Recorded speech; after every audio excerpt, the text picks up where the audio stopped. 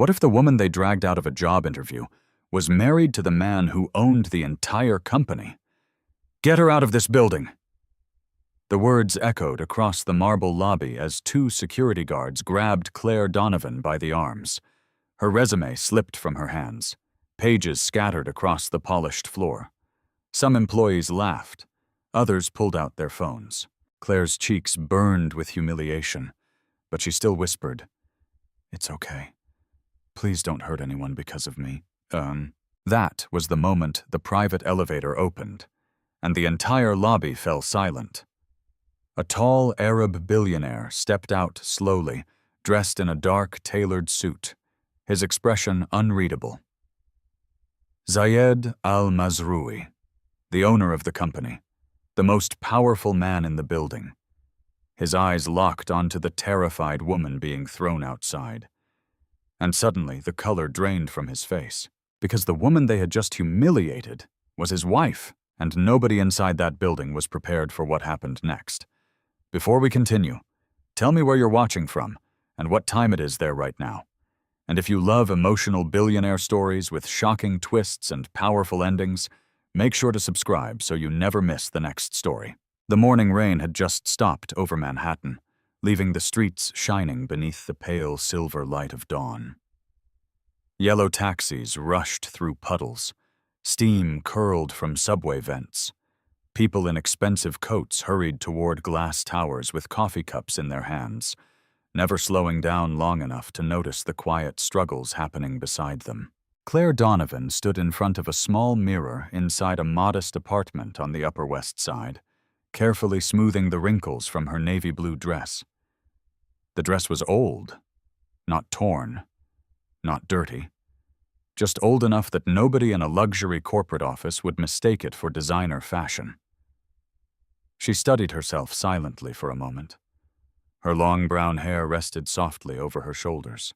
Her makeup was light, natural, simple, the kind of beauty that didn't scream for attention. From the kitchen, the smell of coffee drifted through the apartment. "You're nervous." The deep voice behind her carried warmth, despite its calmness. Claire turned slightly and smiled. Zayed al-Mazroui leaned against the doorway in a charcoal gray shirt with the sleeves rolled to his elbows. Even dressed casually, he carried the quiet authority of a man used to commanding billion-dollar rooms. Tall, composed, unreadable to most people. But not to Claire. She could always read his eyes. "I'm not nervous," she lied softly. One corner of his mouth lifted. "You always touch your necklace when you're nervous." Claire looked down and realized her fingers were already brushing the small silver pendant resting against her chest. She laughed quietly. "Okay," she admitted. "Maybe a little." Zayed walked toward her slowly. The massive penthouses and private jets people associated with his name felt very far away inside moments like this. Here, in their quiet apartment kitchen with soft jazz playing in the background, he wasn't one of the richest men in America. He was simply her husband. "You don't have to do this," he said gently. "One phone call, and they'd give you any position you wanted." Claire immediately shook her head. "No?" Her answer came fast enough to make him smile again. "I want to earn it," she continued. "Without your name. Without your money. Without people treating me differently." Zayed studied her face carefully. That was one of the reasons he had fallen in love with her years ago, not because she was impressed by wealth, but because she never was. 3 years earlier, he had met Claire during one of the darkest periods of his life. Exhausted from endless business scandals and betrayal inside his own company, Zayed had disappeared from the public eye for several weeks, dressing like an ordinary traveler while secretly visiting different cities across America. Chicago had been freezing that winter, and Claire had found him sitting alone outside a closed train station with no gloves and blood on his sleeve after a mugging attempt. She hadn't recognized him, hadn't cared who he was. She simply sat beside him in the snow, wrapped her scarf around his injured hand, and stayed until help arrived. That single night had changed everything. "You're thinking too much again," Claire teased softly. Zayed blinked, pulled back into the present. "Maybe." She stepped closer and adjusted the collar of his shirt. "You promised me," she reminded him. "No interference." "I promised I wouldn't interfere unless necessary." "Us. That's not the same thing." "It is for billionaires." Claire rolled her eyes while laughing quietly.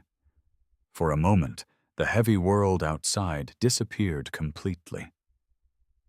Then Zayed's expression shifted slightly as his gaze moved toward the dress she was wearing. The navy blue dress. Simple, elegant, familiar. His face softened. "You kept it." Claire looked down at the fabric. "Of course I did. You wore that the night we met. And you wore the worst fake leather jacket I've ever seen. It was a disguise." "It was tragic." He laughed under his breath. Nobody outside this apartment would have believed the feared billionaire CEO standing in boardrooms across the world could laugh this softly. Claire reached for her small purse near the table. Inside was her resume, neatly printed and carefully organized. Today's interview wasn't random. Zayed had recently become suspicious about the culture inside one branch of his own company, Al-Mazroui Holdings.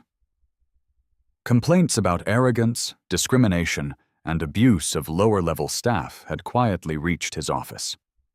But executives always denied everything. So Claire offered another idea. Let her walk in as an ordinary applicant. No special treatment, no security team, no famous last name, just truth. "You still think they'll fail the test?" she asked. Zayed's jaw tightened slightly. "I hope not." But the hesitation in his voice worried her. A black luxury car waited downstairs, but Claire refused to use it. Instead, she took the subway downtown with everyone else. She sat quietly among exhausted workers, students, and nurses heading into another long New York day. Nobody recognized her. Nobody knew the woman holding a coffee cup beside the subway window technically owned half the empire, appearing on giant billboards across the city, and Claire preferred it that way. 40 minutes later, she emerged onto Lexington Avenue. The headquarters of Al-Mazroui Holdings towered above the street like polished steel touching the clouds. People flowed in and out through revolving glass doors. Executives, assistants, investors, everyone dressed perfectly. Claire looked down once more at her old navy blue dress, then she inhaled slowly and walked inside. The marble lobby gleamed beneath golden chandeliers. Expensive perfume lingered in the air. Massive digital screens displayed the company logo beside videos about innovation and leadership.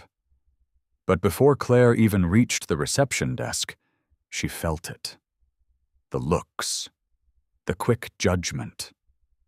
A blonde receptionist glanced at her worn purse first, then her shoes, then back to her face. The smile disappeared instantly. "Can I help you?" the receptionist asked flatly. Claire maintained her calm expression. "Yes, please. I'm here for the executive communications interview. Claire Donovan." The receptionist typed something slowly, clearly unimpressed. Behind Claire, two sharply dressed women whispered quietly. One of them laughed. The receptionist finally nodded toward the waiting area without looking at her again. "Sit over there. Someone will call you." Claire thanked her anyway. As she walked toward the chairs, she noticed several applicants wearing luxury watches and designer suits. Conversations stopped briefly as people examined her simple appearance. A brunette woman crossed her legs and smirked openly. "Well," she muttered loudly enough for everyone nearby to hear, "I guess they're interviewing charity cases now." A few people chuckled softly.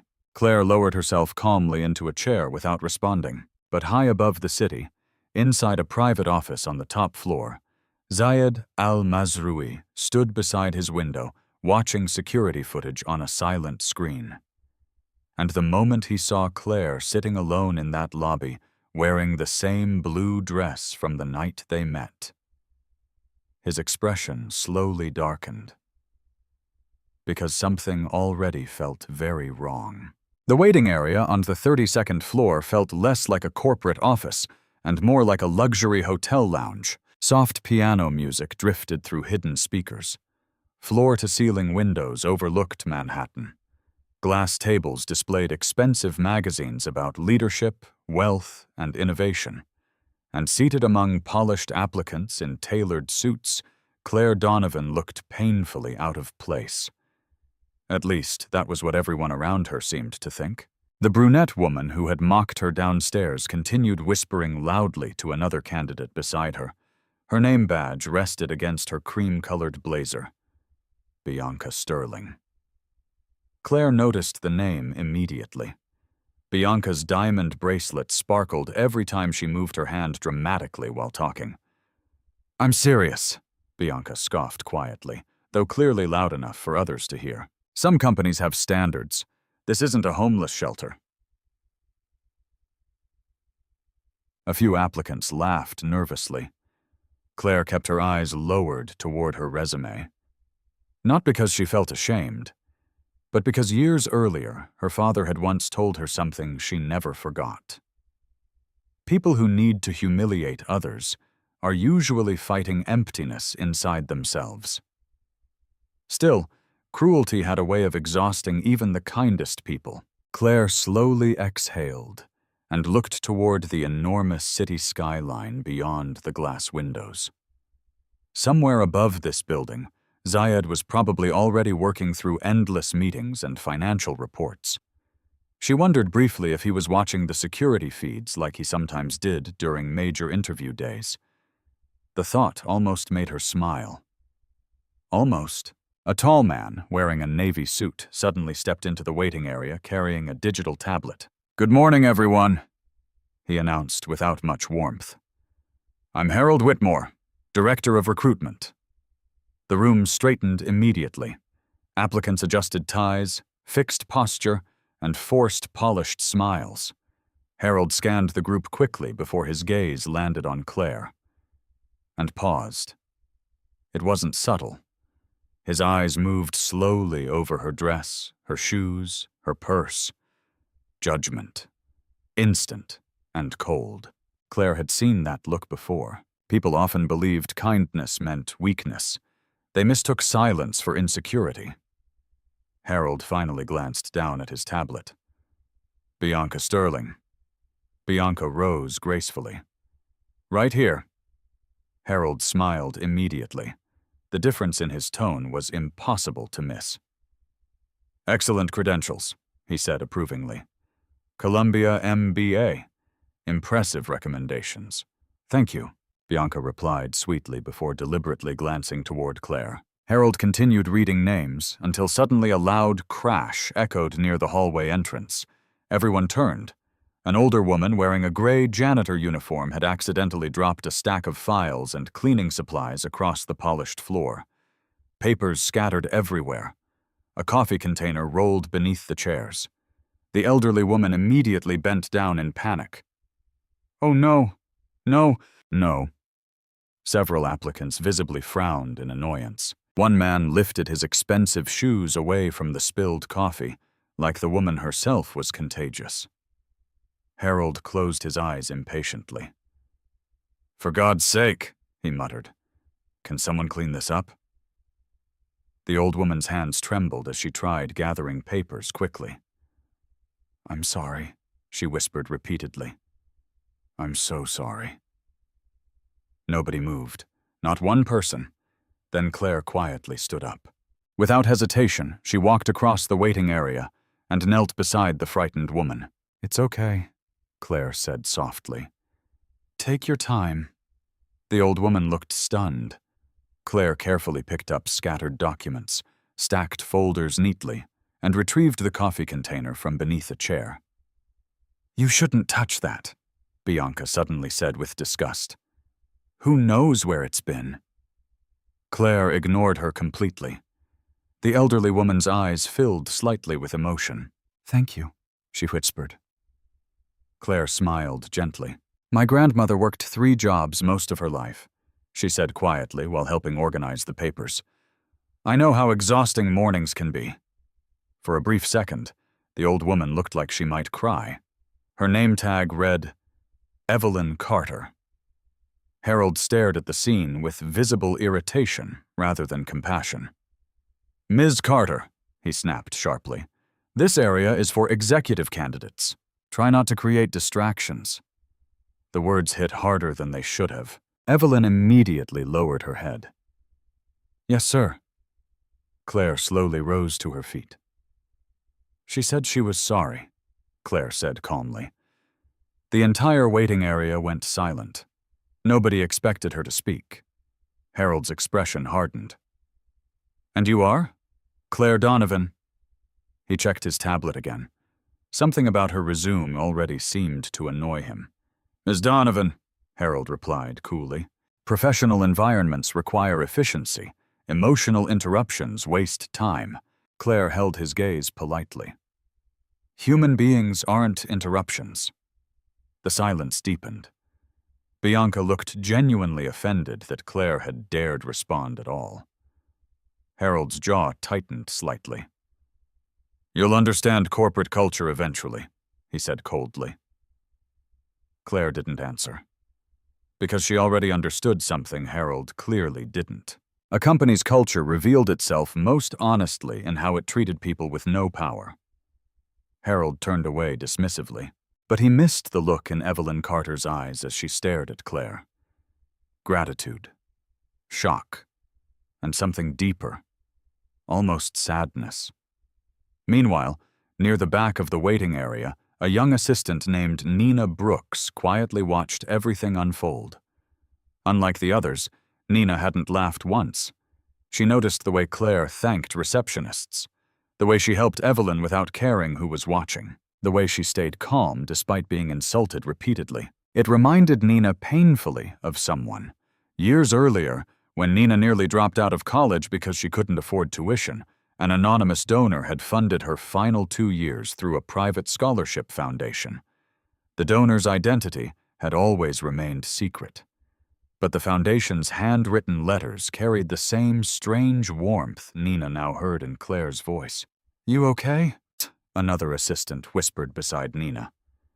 Nina nodded slowly. "Yeah," she murmured. "I just think they're judging her too fast." The assistant looked surprised. "You serious? Look at her." Nina looked back toward Claire. Simple dress, old purse, no designer labels. And yet somehow, Claire carried herself with more dignity than anyone else in the room. Harold checked his watch impatiently. "Bianca Sterling," he called. "You're first." Bianca stood confidently, smoothing her expensive blazer. As she walked past Claire, she leaned closer deliberately. "You know," Bianca whispered smugly, "they probably already decided before you even walked in." Claire looked up calmly. "Maybe," Bianca smirked. "At least you're realistic." But Claire's expression never changed, because she wasn't afraid of rejection. What frightened her more was the possibility that Zayed's suspicions about this company were true. Bianca disappeared into the interview room with Harold moments later. The waiting area slowly returned to silence. Claire sat back down quietly. Across the room, Evelyn Carter still hadn't stopped watching her. And high above the city skyline, inside his private office, Zayed al-Mazroui replayed the security footage again and again. Every insult, every smirk, every moment his wife was treated like she didn't belong. His face darkened more with each passing second. Then his assistant entered carefully. "Sir," she said nervously, "the executive board meeting starts in 10 minutes. But Zayed barely looked away from the screen, because downstairs, Harold Whitmore had just stepped back into the waiting area again. And this time, his eyes locked directly onto Claire. "Ms. Donovan," he announced coldly. "You're next." The hallway leading to the executive interview room felt colder than the rest of the building. Claire walked behind Harold Whitmore in silence, while the sound of her heels echoed softly against polished marble floors. Employees passed by carrying tablets and coffee cups, barely glancing at her before quickly looking away again. But Harold didn't slow down once, didn't offer small talk, didn't even pretend to be welcoming. When they finally reached a pair of dark wooden doors, he pushed one open sharply. "Go in." Claire stepped inside. The room was enormous. Floor-to-ceiling windows overlooked the Manhattan skyline. A long glass conference table stretched across the center of the room beneath modern chandelier lighting. On one wall hung framed magazine covers featuring Al-Mazroui Holdings, listed among the most powerful corporations in America. 3 people already sat waiting. Bianca Sterling sat nearest the center with a smug expression and crossed legs. Beside her was a thin, older executive with silver hair named Leonard Graves. At the far end sat another woman typing notes onto a tablet without looking up. But the moment Claire entered, every eye in the room lifted toward her. And the atmosphere changed immediately, not curiosity, judgment. Bianca's lips curled almost instantly. "Oh," she said lightly, "she actually made it upstairs." Leonard Graves chuckled quietly. Harold closed the door behind Claire. "Please sit," he said, though his tone carried no warmth whatsoever. Claire sat calmly across from them and placed her resume neatly on the table. For several seconds, nobody spoke. The silence felt deliberate, like they wanted her to feel uncomfortable before the interview even started. Finally, Harold opened her file. "Claire Donovan," he read slowly. "Former Community Outreach Coordinator, Volunteer Education Programs, Nonprofit Consulting." He glanced up. "No Fortune 500 experience?" "No," Claire answered calmly. "No executive leadership background?" "Not officially." Bianca leaned back in her chair dramatically. "So basically," she said, "you help people." Claire looked toward her politely. "Yes." Bianca exchanged an amused look with Leonard. Harold folded his hands together. "This role requires sophistication, strategic communication, and executive-level presence," he explained. "Our clients include politicians, investors, and international leaders." Claire nodded once. "I understand." Harold tilted his head slightly. "Then why apply?" The question hung heavily in the air. Claire answered honestly. "Because companies influence people's lives, and communication shapes culture." Bianca almost laughed. "That sounds like something from a motivational poster." A few quiet chuckles followed around the table. Claire remained calm. "I think people remember how you treat them long after they forget marketing campaigns." Leonard finally looked up from her resume. "And how exactly would you improve a billion-dollar company?" Claire thought carefully before answering. "By listening to people most executives ignore." The room went silent again. Not impressed silence. Annoyed silence. Harold's expression hardened slightly. "Ms. Donovan," he said slowly, "idealism doesn't survive in high-level business." Claire met his gaze. "Neither does arrogance." Bianca's smile disappeared instantly. Harold leaned back in his chair. "You seem unusually confident for someone with your background." Claire understood what he really meant. Someone dressed like you. Someone from your class. Someone who doesn't belong here. But she refused to let the insult shake her. "My background taught me how people behave when they think someone has nothing to offer them," she replied quietly. The older woman taking notes finally looked up for the first time. Something flickered briefly in her expression. Interest. But Bianca interrupted before the moment could settle. Can I ask something? She said sweetly. Claire nodded. Bianca gestured toward Claire's dress. Did you know this was an executive interview? The room became painfully quiet. Claire looked down briefly at her navy blue dress before lifting her eyes again. Yes. Bianca smiled wider. Then why dress like that? Harold didn't stop her. Neither did Leonard. Claire could almost feel them waiting to see if she would break, but instead she answered softly. Because I didn't think kindness required designer labels. Bianca laughed openly this time. Oh, wow. Harold sighed impatiently. This company represents excellence, he said. Image matters here. Claire's voice stayed calm. Character matters more. For a split second, the room froze. The tension sharpened instantly. Harold slowly closed the resume folder in front of him. You seem to misunderstand something, Ms. Donovan, he said coldly. People at this level expect a certain standard. Claire studied him carefully. What kind of standard? Harold spread one hand slightly. Presentation, influence, presence. And money? Claire asked quietly. Nobody answered, because the truth sat heavily between them already. Bianca suddenly reached for her coffee cup while shaking her head dramatically. I'm sorry, she muttered, but this entire interview feels ridiculous. Then it happened. Her elbow, accidentally, struck the coffee cup. Dark liquid splashed directly across Claire's resume. The papers soaked instantly. Several pages slid off the table onto the floor. Oh my God, Bianca gasped with fake innocence. I'm so sorry. Oh. But the smile hiding behind her eyes betrayed her completely. Harold didn't react. Leonard looked uncomfortable, but stayed silent. Claire slowly stared down at the ruined papers. Coffee dripped across the careful notes she had spent hours organizing the night before. For a moment, something painful moved behind her eyes.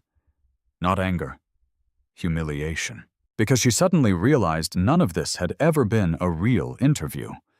They had judged her the moment she walked through the door, and now they simply wanted entertainment. Bianca handed her a napkin lazily. Maybe next time bring copies. Claire accepted the napkin quietly. Thank you. Bianca blinked, almost disappointed that Claire refused to explode. Claire carefully gathered the ruined papers together. Then she looked back up at the room. Still calm, still composed. And somehow that composure irritated Harold even more. You know, he said sharply, this company handles billion-dollar relationships.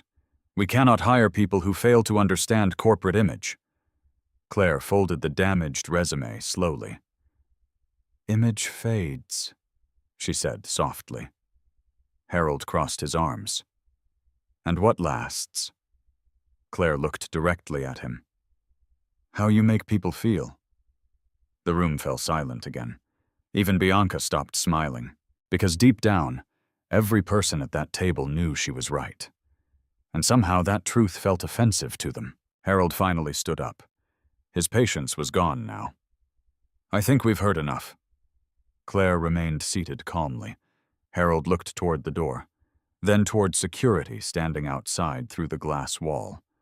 And when he spoke again, his voice turned cold enough to freeze the entire room. Ms. Donovan, he said, Al-Mazrui Holdings is not a charity organization. Claire slowly rose to her feet. Harold opened the door fully. I'm afraid you are not the kind of person this company is looking for. Outside the conference room, several employees had already started watching. Whispers spread instantly through the hallway. Bianca smirked in satisfaction. And as Claire stepped toward the doorway, clutching her ruined resume against her chest, Harold said 4 words that changed everything. Security will escort you. And for a moment, nobody moved. The words, security will escort you, lingered in the air like poison spreading through the room. Claire stood motionless beside the conference table, her damaged resume pressed quietly against her chest. Coffee stains soaked through the pages she had carefully prepared the night before. Tiny drops still slid from the corners onto the polished floor. And somehow, that hurt more than the humiliation itself. Not because of the ruined paper, but because she finally understood this was never about qualifications. Harold Whitmore had already decided who deserved respect before she ever opened her mouth. 2 security guards appeared outside the glass doors almost immediately. The speed told Claire everything. This wasn't the first time someone had been treated this way inside the company. Harold adjusted his expensive cufflinks while avoiding direct eye contact with her now. Bianca Sterling leaned back in her chair with visible satisfaction. "Well," she said lightly, "at least this saved everyone time." Claire looked toward her calmly. Even now, she refused to hate her, because cruel people often revealed more pain inside themselves than kindness ever could. The older executive, Leonard Graves, shifted uncomfortably in his seat. "This may be a little unnecessary," is what he muttered carefully. Bianca scoffed immediately. "Oh, please, Leonard! We can't let random people walk in here pretending they belong." Claire noticed the word pretending, as if dignity itself required permission from wealthy people. One of the security guards stepped forward politely but firmly. "Ma'am," he said quietly, "we need you to come with us." Claire nodded once. "It's okay." She picked up her purse slowly, refusing to let her hands shake in front of them. As she turned toward the door, Harold spoke again. "And Ms. Donovan?" Claire paused. "You may want to reconsider applying for executive-level positions in the future." The room fell silent again. Bianca smiled into her coffee cup, but Claire simply looked back at Harold with tired sadness instead of anger. "Maybe," she said softly, "and maybe you should reconsider how you treat people." Harold's face hardened instantly. Claire walked out before he could answer. The hallway outside had become disturbingly crowded. Assistants, junior employees, reception staff. Several people openly stared as the guards escorted her down the corridor. Whispers followed immediately. "What happened?" "She got thrown out." "Seriously? I heard she argued with Harold. No way she was qualified anyway." Claire kept walking, step after step. The humiliation burned hotter with every pair of eyes fixed on her. One employee quietly lifted a phone, pretending not to record. Another whispered something that made a group nearby laugh under their breath. The sound cut deeper than Claire expected. Not because strangers disliked her, but because public humiliation had a way of making human beings feel suddenly small. Disposable. One of the guards noticed her expression and lowered his voice slightly. "I'm sorry about this." Claire looked at him gently. "It's not your fault." The younger guard beside him looked uncomfortable too. Unlike Harold and Bianca, these men didn't seem cruel, just trapped doing their jobs. As they approached the elevators, Nina Brooks suddenly hurried out from a nearby office. "Wait." Everyone turned. Nina's breathing was uneven, like she had rushed across the floor to catch them. She looked nervously toward the guards before focusing on Claire. "You forgot this," Nina said softly. In her hands was Claire's silver pendant necklace. The chain must have slipped loose during the interview chaos. Claire touched her neck in surprise. "Oh." Nina stepped closer and placed the necklace carefully into her hand. For a brief moment, their eyes met, and something about Claire's expression stirred an old memory inside Nina again. Warmth. Gentleness. The same feeling she remembered from the anonymous scholarship letters years ago. "You don't deserve this," Nina whispered quietly enough that only Claire could hear. Claire gave her a small smile. "Thank you." Harold suddenly appeared at the end of the hallway. "Nina," he snapped sharply. "Back to work." Nina immediately stepped away, frightened. But Claire noticed something important. Unlike everyone else in the building, Nina looked ashamed of what was happening, not entertained by it. The guards escorted Claire into the elevator. As the doors closed, the last thing she saw was Harold glaring at Nina while Bianca laughed beside him. Then the doors sealed shut. Silence filled the elevator. Claire stared at her reflection in the mirrored walls. Coffee stains marked her resume. A few drops had splashed onto her dress, too. The same blue dress Zayed loved because it reminded him of the night they met. Suddenly, Claire felt exhausted. Not physically. Emotionally. Because part of her had hoped Zayed was wrong about the company. She wanted to believe good people still existed inside powerful places. The elevator reached the lobby level with a soft chime. The doors opened. And immediately, more eyes turned toward her. The receptionist from earlier recognized Claire instantly. Her expression carried open satisfaction now. Two businessmen near the revolving doors glanced toward the security guards escorting her and smirked knowingly. Nobody asked if she was okay. Nobody cared enough to hear her side. One of the guards gestured toward the exit politely. Claire nodded and walked forward. But halfway across the marble lobby, her heel caught unexpectedly against the edge of the floor mat. The damaged resume slipped from her arms. Pages scattered everywhere again. And this time, a small gold ring slid across the marble floor beside them. Claire's breath caught instantly. Her wedding ring.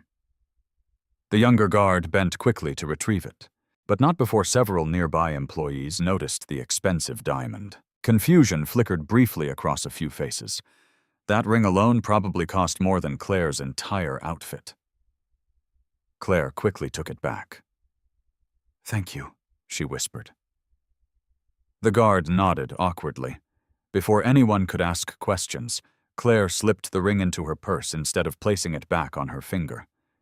She didn't want special treatment, not even now. Especially not now. Outside the glass entrance, New York traffic roared endlessly beneath gray afternoon skies. Rain had started falling again. Claire stepped toward the doors slowly, trying to hold herself together. Behind her, employees still whispered. Some laughed quietly. Others stared with curiosity. But nobody noticed the private elevator near the center of the lobby opening silently. Nobody noticed the tall man stepping out in a perfectly tailored black suit surrounded by stunned executives. And nobody noticed the exact moment Zayed al-Mazroui saw his wife standing near the exit with tears burning behind her eyes. His expression changed instantly. The color drained from his face. Then came something far more dangerous. Silence. Cold, controlled silence. The kind that appeared right before powerful men destroyed everything in their path. Across the lobby, Claire still hadn't seen him yet, but Harold Whitmore had. And suddenly, for the first time all day, fear appeared on Harold's face. The entire lobby changed the moment Zayed al-Mazroui stepped out of the private elevator. Conversations stopped mid-sentence. Employees straightened instantly. Executives near the reception desk froze like statues. Even the sound of footsteps seemed to disappear beneath the crushing weight of his presence. Zayed rarely appeared without warning. And when he did, people paid attention. But today felt different, because the billionaire standing in the center of the marble lobby wasn't wearing his usual composed corporate expression. His face had gone completely still. Dangerously still. The receptionist immediately forced a nervous smile. "Mr. al-Mazroui." He ignored her. His eyes were locked only on Claire. She stood near the glass entrance with her ruined resume pressed against her chest, trying desperately to maintain dignity while rain poured outside behind her. The sight hit him harder than anyone in the room understood. The coffee stains, the trembling fingers, the same navy blue dress from the night they met in Chicago. For a split second, Zayed wasn't standing inside his billion-dollar headquarters anymore. He was back in the freezing snow outside that train station years ago. Back to the moment a stranger sat beside him without asking who he was. Back to the woman who treated a wounded man like a human being when everyone else walked past him. And now, those same kind eyes looked filled with humiliation because of his company. A senior executive rushed toward him nervously. "Sir, we weren't expecting—" "Clearly," Zayed interrupted quietly. The calmness in his voice frightened people more than shouting ever could. Claire finally looked up. The moment she saw him, her expression changed instantly. Surprise, then worry. Not relief, because she already knew what was about to happen. "Zayed," she whispered softly. Several employees nearby visibly stiffened, hearing her say his first name. Harold Whitmore stepped forward quickly from the hallway upstairs, his face pale. "Mr. Al-Mazroui," he began carefully, "I can explain." Zayed slowly turned his head toward him, and Harold immediately stopped talking. The silence between them felt unbearable. Zayed's gaze moved briefly toward the security guards beside Claire. Neither man looked comfortable anymore. "What happened?" Zayed asked quietly. Nobody answered immediately, because suddenly every person in the lobby realized something terrifying. The billionaire owner of the company was asking about the woman they had just thrown out. Claire stepped forward before anyone else could speak. "It's fine," she said softly. "Please don't make this bigger than it is." Several people stared at her in confusion. Why would she defend them? Zayed looked back at her slowly. Then his eyes dropped toward the ruined resume in her hands. Coffee stains covered nearly every page. Something dark moved behind his expression. Who did this? Still nobody answered. Not Bianca, not Harold, not the receptionist. The lobby remained frozen in terrified silence. Claire reached gently for his arm. "Zayed." The softness in her voice only made the atmosphere worse, because now employees were beginning to understand. Not fully, but enough. Harold swallowed hard. "Sir," he said carefully, "there appears to have been a misunderstanding during the interview process." "A misunderstanding," Zayed repeated softly. The words sounded almost dangerous in his mouth. Harold nodded quickly. "Yes. The candidate became confrontational." "She did not," one of the security guards suddenly interrupted. The entire lobby turned. The younger guard looked immediately nervous after speaking out, but he continued anyway. "She was respectful the whole time." Harold's face darkened instantly. Zayed noticed, and remembered. Powerful people often revealed their true character when someone weaker contradicted them. Zayed looked toward the guard. "What's your name?" "Daniel Ruiz, sir." "Thank you, Daniel." Harold stepped in quickly again. "With respect, sir, security personnel don't have the full context." "I didn't ask for yours yet," Zayed replied coldly. The lobby fell silent again. Claire could feel the tension tightening around everyone like a wire ready to snap. She lowered her voice carefully. "I don't want anyone humiliated." Zayed looked at her, and somehow that hurt him even more. Even after being publicly embarrassed, she was still trying to protect people who showed her cruelty. That was who Claire Donovan was. And suddenly he realized something else. She was wearing the blue dress intentionally. The dress from Chicago. The dress from the night she first changed his life. Zayed's chest tightened slightly, because she had worn it today for courage, and his company had stained it with coffee and humiliation. Upstairs, several employees had started gathering along the glass railings overlooking the lobby below. Whispers spread rapidly through the building. Something serious was happening. Very serious. Bianca Sterling finally emerged cautiously from the interview floor with Leonard Graves behind her. The moment Bianca saw Zayed standing beside Claire, The confidence vanished from her face completely, because she recognized him instantly. Everyone did. But what terrified her was the way he was looking at Claire. Not like an applicant, not like a stranger, like someone precious. Bianca stopped walking. Leonard's expression shifted too. Slow realization spread across his face. "Oh my God," he whispered under his breath. Harold noticed Bianca entering and immediately looked panicked. "Sir," Harold said quickly, "perhaps we should discuss this privately upstairs." "No," Zayed answered. One word, sharp enough to silence the room. Then he looked toward the reception desk. "Pull the interview room footage." The receptionist blinked in shock. "Sir?" "The security footage," Zayed repeated calmly. "Now." Harold's face lost all remaining color. "That won't be necessary," he said quickly. Zayed slowly turned back toward him.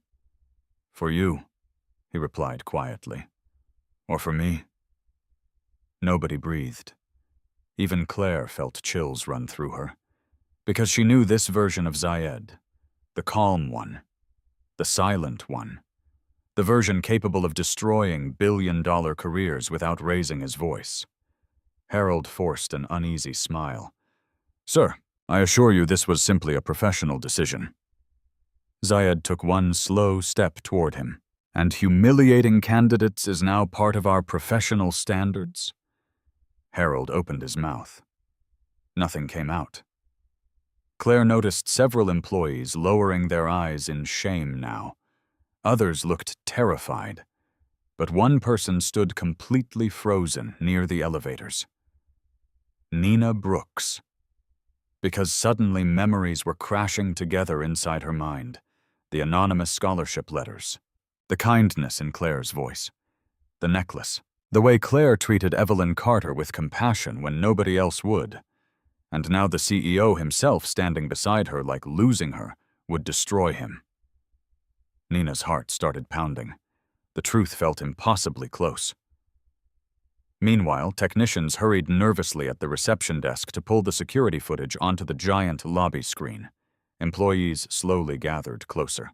Nobody dared leave, because instinctively, everyone understood they were about to witness something that would change the company forever. Claire looked up at Zayed one more time. "Please," she whispered softly, "don't do this because of me." Zayed's expression softened for the first time since entering the lobby. Then he said words that made Harold Whitmore's blood run cold. "No, Claire." His eyes lifted toward the massive screen beginning to flicker alive behind them. "I'm doing this because of who they revealed themselves to be." The massive screen above the lobby flickered once. Then the security footage began to play. At first, nobody moved. Employees stood frozen across the marble floor while executives gathered near the back in complete silence. Even the receptionists stopped pretending to work, because now the entire company was watching, and there was nowhere left to hide. The footage showed Claire entering the building earlier that morning. Simple dress, small smile. Resume held carefully against her chest. The timestamp glowed in the corner of the screen like evidence in a courtroom. Several employees immediately lowered their eyes in embarrassment. The first scene played without sound at first, but the body language alone said enough. The receptionist looking Claire up and down, the whispering, the smirks, the dismissive gestures toward the waiting area. Then the footage shifted upstairs. Bianca Sterling laughing openly, applicants mocking Claire's appearance, and finally, Evelyn Carter dropping her papers across the floor. The lobby grew quieter, because while everyone else in the footage remained seated, only Claire stood up to help the elderly janitor. She knelt on the floor beside Evelyn without hesitation, smiling gently, speaking kindly, treating her with dignity. The contrast was brutal. One by one, employees in the lobby began realizing something deeply uncomfortable. The poorest person in the room had behaved with the most class. Zayed stood beside Claire silently while watching the screen. But inside him, rage was building with terrifying precision. Not wild anger, not emotional chaos. Cold rage. The kind that remembered every face, every word, every moment. The footage continued. Harold Whitmore appeared on screen, visibly annoyed by Evelyn's accident. Then came the moment that made several people in the real lobby visibly flinch. "Professional environments require efficiency," Harold's recorded voice said sharply. "Emotional interruptions waste time." The camera captured Claire's calm response perfectly. "Human beings aren't interruptions." A murmur spread softly through the lobby, watching the replay. Even now, hearing the words again, Claire felt exhausted sadness settle inside her chest. Because she hadn't walked into the building wanting revenge. She only wanted fairness. The footage continued into the interview room. This time the audio echoed clearly across the enormous lobby speakers. Every insult, every laugh, every cruel comment about Claire's appearance. Nobody could escape hearing it now. Bianca's face drained of color as her own voice filled the building. "Did you know this was an executive interview?" Several employees stared at her in disbelief. Others looked physically uncomfortable. But the worst moment came seconds later. Coffee spilled across Claire's resume. And on the screen, Bianca's fake, shocked expression looked even uglier than before. "Oh my God, I'm so sorry." Nobody laughed this time. The room remained painfully silent, because everyone could see the truth clearly now. It hadn't been an accident. Harold's breathing grew uneven. "This is being taken out of context," he said quickly. Nobody answered him. Not even the executive standing behind him, because the footage kept playing. Claire calmly cleaning her ruined papers. Still thanking Bianca. Still remaining respectful. Still trying to preserve everyone's dignity while they destroyed hers. Then Harold's recorded voice echoed through the lobby. "This company is not a charity organization." Several employees visibly winced. Zayed's jaw tightened. The footage ended with security escorting Claire away, while Bianca smiled behind her coffee cup. The screen went black. Silence crushed the lobby. Nobody moved. Nobody spoke. Because the truth felt heavier than anyone expected. Finally, Zayed turned slowly toward Harold Whitmore. "What exactly," he asked quietly, "was misunderstood?" Harold swallowed hard. "Sir, we were evaluating executive compatibility. By humiliating people publicly? No, sir, that wasn't You called kindness weakness." Harold's face twitched slightly. "That's not what I meant." Zayed took one slow step closer. "Then explain what you meant." Harold opened his mouth again. Nothing came out. For the first time in years, the powerful recruitment director looked completely helpless. Bianca suddenly stepped forward desperately. "Mr. Al-Mazroui, with respect, appearances matter in business." The moment the words left her mouth, several nearby employees closed their eyes slightly. Wrong answer. Zayed looked toward her calmly. "So compassion doesn't—" Bianca froze.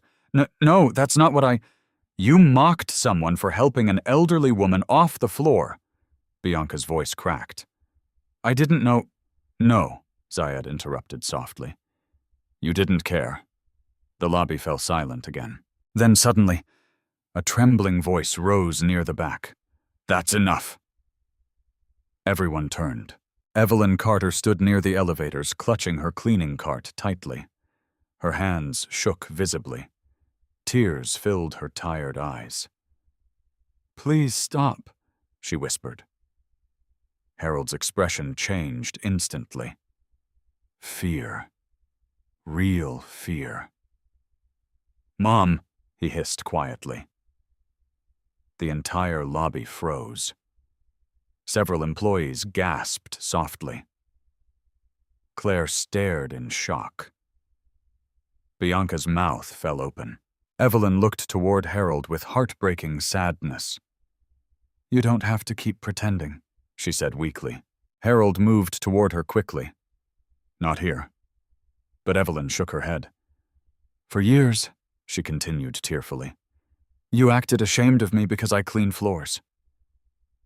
The silence became unbearable. Employees looked back and forth between them in disbelief. Evelyn wiped trembling tears from her cheeks. "I worked 3 jobs to raise you," she whispered, "and today I watched you humiliate the only person who treated me kindly." Harold's face turned pale. "Mom, please, no." The word shattered something inside the room. Evelyn looked toward Claire. "She helped me when everyone else looked away." Claire's eyes softened immediately. "You don't need to do this," Claire said gently. But Evelyn continued. "You know what hurts most?" she asked Harold quietly. "Not the lies. Not the embarrassment." Her voice broke. "It's that somewhere along the way, I raised a man who forgot what being poor feels like." Harold looked completely destroyed. Employees who once admired him now stared with open disgust. And for the first time all day, nobody saw an executive standing there. Only a frightened man exposed by truth. Near the back of the lobby, Nina Brooks suddenly stepped forward too. Her voice trembled slightly. "Sir." Zayed looked toward her. Nina glanced at Claire nervously. "I know her." Claire looked confused. Nina's eyes filled slowly with emotion. "Not personally," she explained, "but years ago, someone anonymously paid for my college tuition through the Donovan Foundation." Claire immediately froze. Nina's breathing became uneven. "The letters from that foundation," she whispered. "They sounded exactly like her." The realization spread across the lobby instantly. Claire Donovan hadn't just spent her life helping strangers. She had changed lives quietly while expecting nothing in return, and those same people had thrown her out of the building. Zayed slowly looked around the room at every terrified executive, then back toward Claire. And in that moment, the billionaire's voice became colder than anyone had ever heard before. "Bring everyone from the interview panel downstairs," he ordered. The lobby held its breath, because everyone suddenly understood something terrifying. The real consequences hadn't even started yet. Nobody left the lobby. Nobody even dared whisper anymore. The atmosphere inside Al-Mazroui Holdings had transformed completely. What once felt like a luxurious corporate headquarters now felt like a courtroom moments before sentencing. Employees stood frozen across the marble floor. Executives gathered nervously near the back. And at the center of it all stood Claire Donovan in her coffee-stained blue dress beside the most powerful man in the building, Zayed Al-Mazroui. The private elevator doors opened again. One by one, members of the interview panel stepped out under the terrified eyes of the entire company. Leonard Graves walked first, visibly shaken. Behind him came the female executive from the interview room, clutching a tablet tightly against her chest. Bianca Sterling followed last. Gone was the confident woman who mocked Claire hours earlier. Her makeup had begun to smear beneath nervous sweat. Her hands trembled slightly as she walked. And nobody missed it. Zayed stood motionless until they stopped several feet away. Then he finally spoke. "Look at her." His voice remained calm, but that calmness somehow made everything worse. Nobody moved. "Look at her," he repeated. Slowly, the executives turned toward Claire, toward the woman they had humiliated because her purse looked cheap, because her dress wasn't designer, because kindness made them uncomfortable. Claire hated the attention. She wished desperately the marble floor would open beneath her feet and end the moment entirely. But beside her, Zayed's expression never softened. Not yet. Harold Whitmore finally cleared his throat weakly. "Sir, we've already acknowledged mistakes were made." Zayed looked at him. "Mistakes?" Harold hesitated. "Yes. No," Zayed replied quietly. "A mistake is spilling coffee accidentally." His eyes shifted toward Bianca. "What happened today was a choice." Bianca's lips parted immediately. "Mr. Al-Mazroui, I swear I never meant—" "You mocked her." Bianca's voice disappeared instantly. Zayed took one slow step forward. "You laughed while security escorted her out of a building you don't even own." The lobby remained deathly silent. Claire could feel people staring at her from every direction now, some ashamed, some frightened, some completely stunned. But the worst part was realizing how quickly respect appeared once people sensed power. Nobody defended her when they thought she was poor. Now everyone suddenly cared. That truth hurt more deeply than she expected. Leonard Graves finally spoke carefully. "Sir, if we had known who she was—" Zayed turned sharply toward him, and the older executive stopped speaking immediately. "That," Zayed said coldly, "is the entire problem." Nobody breathed, because everyone understood exactly what he meant. Claire's identity should never have mattered. The interview should have ended differently because she was human, not because she was connected to power. Zayed slowly reached for Claire's hand. The movement itself changed everything. Gasps spread quietly through the lobby. Executives stared in disbelief. Employees looked between them with widening eyes. And then, Zayed intertwined his fingers with hers. Protective, certain, unapologetic. Bianca physically stumbled backward. Harold's face lost all remaining color. The receptionist near the front desk covered her mouth completely. Claire looked up at her husband softly. Part of her wanted him to stop, to spare them. But another part finally understood this moment wasn't only about her anymore. It was about every invisible person powerful people treated like they didn't matter. Zayed faced the room fully. "For those of you still confused," he said calmly, "Claire Donovan is my wife." The lobby exploded into stunned whispers instantly. Several employees looked genuinely unable to process the words. Bianca's knees nearly gave out. "No," she whispered weakly. Harold stared at Claire like he was seeing her for the first time. Not because she looked different now, but because suddenly he realized how blind he had been. Claire remained silent beside Zayed. The blue dress, the small purse, the subway commute. Every part of it had been real. She never pretended to be poor. They simply assumed she was beneath them. Zayed continued speaking. "She asked me not to interfere today because she believed this company still valued character over appearance." His eyes slowly swept across the lobby. "Unfortunately, many of you proved her wrong." The words hit harder than shouting ever could. Nina Brooks stood near the elevators with tears gathering in her eyes, because now she understood everything. The scholarship foundation, the kindness, the warmth. Claire Donovan had quietly changed people's lives for years while expecting absolutely nothing in return. And the company repaid her with humiliation. Zayed looked toward Nina. "You recognized her before anyone else did." Nina blinked in surprise. I just knew something felt wrong." "Because you still remember what kindness looks like," Zayed answered. Nina lowered her eyes emotionally.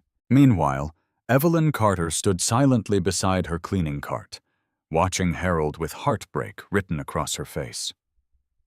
Harold finally stepped forward desperately. "Sir, please," he said.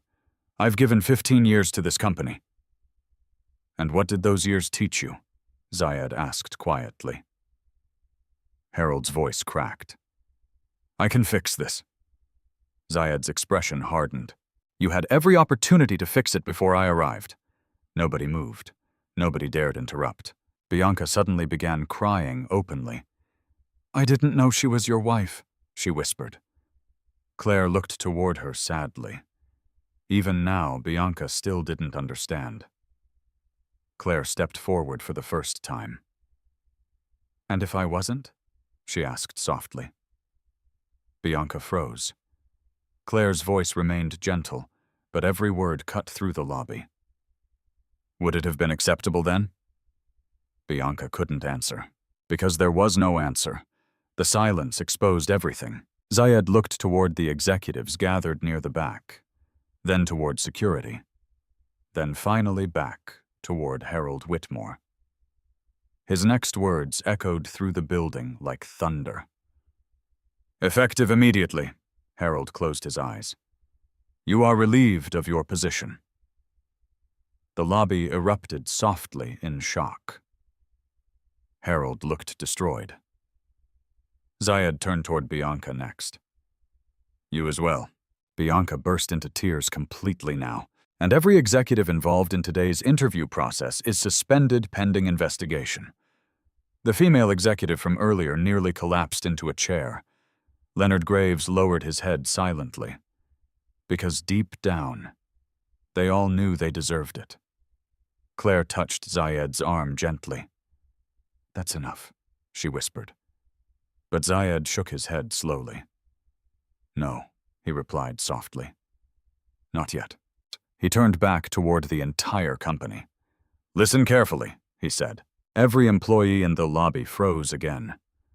A company without humanity deserves to fail. The words settled over the room heavily. From this moment forward, Zayed continued, every hiring policy, leadership evaluation, and executive review inside this company will change. Nobody spoke. Because for the first time, employees realized something bigger than careers was happening. The company itself was being rebuilt, and it was happening because one woman in a simple blue dress chose kindness when everyone else chose cruelty. Claire looked around the lobby quietly, at frightened faces, ashamed eyes, people suddenly pretending they had always been kind. Then her gaze stopped on Evelyn Carter. The elderly woman still looked heartbroken, not for herself, for her son. And somehow, that hurt Claire more than her own humiliation. Outside the towering glass windows, rain continued falling over Manhattan. But inside the building, the storm had only just begun. The next morning, Manhattan woke up to headlines that spread across social media faster than anyone inside Al-Mazraoui Holdings expected. Videos from the lobby had leaked overnight, not the full security footage, just fragments. Enough to show a young woman in a simple blue dress being escorted from a luxury office building while executives mocked her in the background. Enough to show Zayed Al-Mazraoui stepping into the lobby moments later with fury written across his face. Enough to make millions of people ask the same question. How many others had been treated this way before someone important finally noticed? By sunrise, the company's public relations department was drowning in calls. News stations replayed the footage repeatedly. Comment sections exploded with outrage. Former employees began anonymously sharing their own stories about toxic executives, elitism, and humiliation inside the company. The damage spread faster than money could control, and for the first time in years, fear traveled downward instead of upward. Inside the executive boardroom on the top floor, silence hung heavily over a long table surrounded by exhausted faces. Several senior managers sat rigidly in their seats, while legal teams reviewed emergency reports. Nobody looked confident anymore. Nobody even touched the expensive breakfast laid out beside them, because one woman in a navy blue dress had shattered the illusion that wealth automatically created class. At the far end of the room, Zayed stood beside the windows overlooking the city. Claire sat quietly nearby, holding a cup of untouched tea. Unlike everyone else, she didn't look angry. She looked sad. And somehow that made the room even more uncomfortable. One executive finally cleared his throat carefully. "Sir, public backlash is increasing by the hour. Investors are demanding answers." Zayed didn't turn around. "They should," another board member spoke nervously. "We can issue statements, suspend a few individuals temporarily, control the narrative." That word made Claire lift her eyes slightly. Narrative. As if human cruelty was merely a branding inconvenience. Finally, Zayed turned toward the room. No. The single word cut through the silence instantly. "This company will not survive by hiding the truth." Several executives exchanged worried glances. Claire quietly set her tea down. Then, for the first time since entering the boardroom, she spoke. "The problem isn't one interview," she said softly. Everyone listened immediately. It's a culture where people feel powerful when they make others feel small. The room fell silent again, because nobody could deny it anymore. Claire looked around the table carefully. "You can fire Harold Whitmore and Bianca Sterling," she continued gently. "But if nothing changes underneath them, this will happen again." One older executive lowered his eyes in shame. Because deep down, many of them had seen signs for years. They simply ignored them when profits remained strong. Zayed walked slowly back toward the table. "So we rebuild it," he said calmly. The legal director blinked. "Sir?" "We rebuild the culture." And suddenly the meeting stopped being about damage control. It became something else entirely. For the next several hours, Claire and Zayed reshaped policies that had existed for years. Anonymous hiring processes, blind resume reviews, mandatory leadership ethics evaluations, employee protection systems, respect training for executives, and perhaps most importantly, new hiring programs specifically designed for applicants from struggling backgrounds. Single mothers, community college students, veterans, people without elite connections, people like Claire once was. By noon, word of the reforms spread through the building. Employees whispered nervously through hallways. Some feared the changes. Others felt relief for the first time in years. Meanwhile, on the lower floors, Harold Whitmore sat alone inside his nearly empty office, packing belongings into cardboard boxes. The once feared recruitment director looked decades older overnight. His expensive suits no longer mattered. His title no longer protected him. Only silence remained. A soft knock interrupted the room. Harold looked up. His mother stood in the doorway. Evelyn Carter. Still wearing her janitor uniform. Still holding her cleaning gloves in trembling hands. Harold immediately stood. "Mom." Evelyn looked around the office sadly. "You always dreamed about this room when you were young?" she whispered. Harold lowered his eyes. "I know. You said one day you'd make enough money so I'd never have to clean floors again." Pain crossed his face instantly. Because she was right. Somewhere along the way, ambition had transformed into shame. Harold stepped closer slowly. "I'm sorry." Evelyn's eyes filled with tears. "For what?" she asked quietly. "Being cruel to me? Or being cruel to yourself?" Harold's voice cracked. "I don't know anymore." For several seconds, neither moved. Then Evelyn finally touched his arm gently. "I didn't raise you to look down on people." Harold closed his eyes. And for the first time in years, the powerful executive looked like a lost little boy again. Meanwhile, downstairs, Nina Brooks sat stunned inside her small office after receiving an unexpected email from corporate leadership. Promotion. Executive assistant to the new Ethics and Culture Division.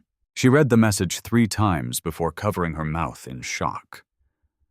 A soft knock came at her door. Claire stepped inside. Nina stood immediately. "You don't have to do that," Claire said warmly. Nina looked emotional already. I can't believe it was you. Claire smiled softly. The scholarship? Nina nodded quickly. You changed my life. Claire's expression grew gentle. Someone once helped me when I needed it too. Nina laughed weakly through tears. I thought powerful people were supposed to act differently. Claire glanced toward the giant city skyline outside the window. Some do, she admitted quietly. But the best ones remember what it feels like to struggle. Downstairs in the main lobby, construction workers had already begun removing framed corporate slogans from the walls. One giant silver quote near the entrance read, "Image defines success." Workers unscrewed it carefully. By evening, a new phrase replaced it. Character defines everything. Employees stopped to stare at it silently while passing through the lobby, and somehow the building itself already felt different. Not softer, not weaker, just more honest. As sunset painted Manhattan gold and orange beyond the glass windows, Claire stood beside Zayed near the entrance where everything had started the day before. The same marble floors, the same revolving doors, the same city noise outside. But now employees greeted janitors by name. Security guards smiled naturally instead of mechanically, and nobody laughed when a delivery worker accidentally dropped papers near the elevators. Claire noticed immediately. Small changes. Human changes. Zayed slipped his hand gently into hers. You changed this place, he said quietly. Claire shook her head softly. No. Her eyes moved across the lobby. The truth did. But across the room, one final pair of eyes watched them silently. Bianca Sterling stood near the exit holding a cardboard box filled with personal belongings, and the expression on her face revealed something nobody expected. Not anger, not hatred. Regret. Real regret. Then Bianca slowly looked down at the floor, unable to meet Claire's eyes one last time. 3 months later, the lobby of Al-Mazrui Holdings no longer felt like the same building. The marble floors still gleamed beneath golden chandeliers. Executives still hurried through revolving glass doors carrying expensive briefcases and tablets. The skyline of Manhattan still stretched endlessly beyond the towering windows. But something invisible had changed. People smiled now. Not the forced corporate smiles designed for clients and cameras. Real ones. Security guards greeted janitors by name. Receptionists offered coffee to nervous applicants. Managers held doors open for interns instead of walking past them like furniture. And perhaps the biggest difference of all, nobody judged the woman sitting quietly in the waiting area wearing simple clothes anymore. On a rainy Thursday morning, Claire Donovan stood near the reception desk reviewing interview schedules on a digital tablet. She still dressed simply, still wore minimal jewelry, still carried herself with quiet warmth instead of corporate arrogance. But now employees looked at her differently, not because they feared her power, because they respected her heart. A nervous young applicant sat alone nearby, twisting the strap of her worn handbag repeatedly. She looked barely 20 years old. Her coat was too thin for the weather. Dark circles rested beneath tired eyes like she hadn't slept properly in weeks. Claire noticed immediately. She always noticed. "What's your name?" Claire asked gently while walking over. The girl startled slightly. "Madison," she answered softly. "Madison Reed." Claire smiled warmly and sat beside her. "First interview?" Madison laughed nervously. "Is it obvious?" "A little." Madison looked down embarrassed. "I almost didn't come." "Why?" The young woman hesitated before answering. "Because everyone else here looks important." Claire glanced around the lobby. Expensive suits, luxury watches, designer heels. Then she looked back at Madison. "You know what I've learned?" Claire asked softly. Madison shook her head. "The people who try hardest to look important usually aren't." Madison laughed quietly despite her nerves. And for a moment, the fear inside her eased slightly. Near the elevators, Zayed watched the interaction silently. He had a meeting waiting upstairs with investors from Dubai. Half the financial world wanted his attention every day. But somehow, watching Claire comfort frightened strangers still mattered more to him than billion-dollar negotiations. Because even after everything that happened, she never became bitter. She never started using power to make people feel small. That was what made her extraordinary. Claire looked toward Madison again. "What position are you applying for?" "Administrative assistant." "Good." Madison blinked in surprise. "You think so?"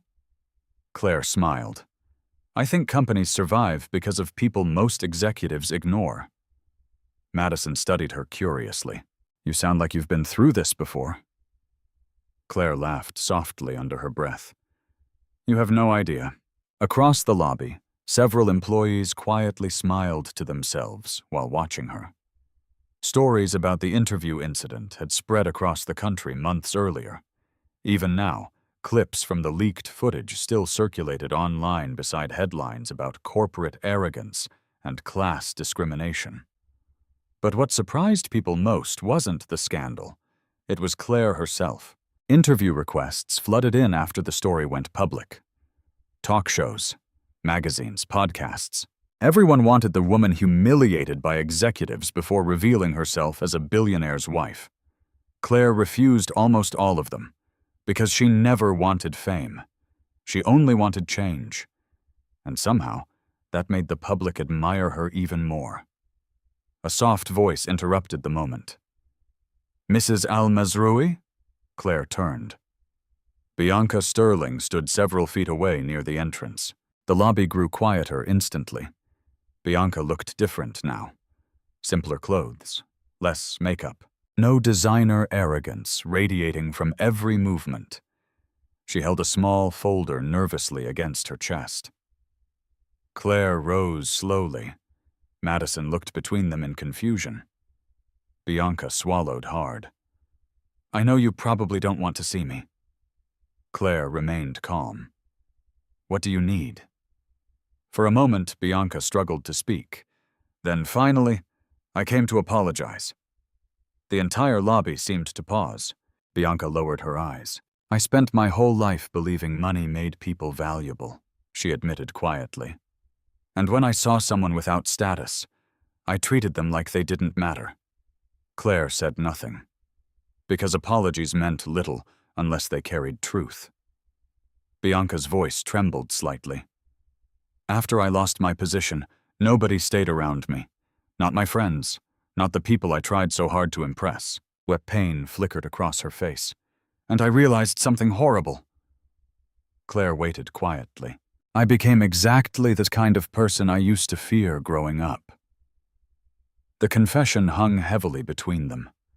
Real, raw, human. Bianca slowly held out the folder in her hands. Inside were handwritten letters, volunteer applications, community outreach forms. "I've been working at women's shelters in Queens," Bianca said softly, "trying to learn how to see people differently." So several nearby employees looked stunned. Claire studied her carefully, not searching for perfection, searching for sincerity. Finally, Claire accepted the folder gently. "People can change," she said quietly. Bianca's eyes filled with tears instantly. "Thank you." And for the first time since the scandal, Bianca smiled without arrogance hiding behind it. As she walked away, Madison looked shocked. "You forgave her?" Claire sat beside her again slowly. "No," she answered honestly. "Forgiveness takes time." Madison frowned slightly. "Then why be kind?" Claire glanced toward the massive windows overlooking Manhattan. Because deep down, she understood something many powerful people never learned. Cruelty multiplies itself, but kindness can interrupt it. "Because someone has to stop the cycle," she whispered. Upstairs, Harold Whitmore stood outside a small apartment building holding flowers in shaking hands. For weeks he had visited his mother every Sunday, trying to rebuild what pride destroyed. And every week, Evelyn made him sit at her tiny kitchen table and talk like a son again instead of an executive. Slowly, painfully, he was learning humility. Not through punishment, through truth. Back inside Al Mazrui Holdings, Madison's interview time finally appeared on the screen. Her nervousness returned instantly. Claire squeezed her hand gently. "You belong here," she said. Madison stared at her. Those 4 simple words nearly made the young woman cry, because nobody had ever said them to her before. As Madison disappeared toward the interview rooms, Zayed finally approached Claire quietly. "You just changed another life," he murmured. Claire smiled faintly. "Maybe."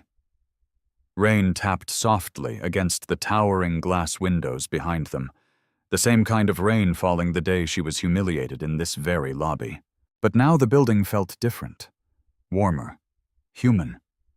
Zayed slipped his hand into hers. Together they walked slowly toward the exit, as Manhattan glowed beneath the orange light of sunset. Employees smiled respectfully as they passed. Not because of money, not because of power, but because they had finally learned the lesson Claire tried to teach from the very beginning. Never judge people by appearance, because the quietest person in the room may carry the strongest heart of all. Kindness does not make people weak. It reveals who they truly are. Life has a way of exposing character when power, status, and pride disappear. Never underestimate someone because of simple clothes, humble work, or quiet behavior. True greatness is not measured by money or titles, but by how we treat people who can offer us nothing in return. If this story touched your heart, leave a comment sharing where you're watching from. And don't forget to subscribe for more emotional billionaire stories with powerful life lessons.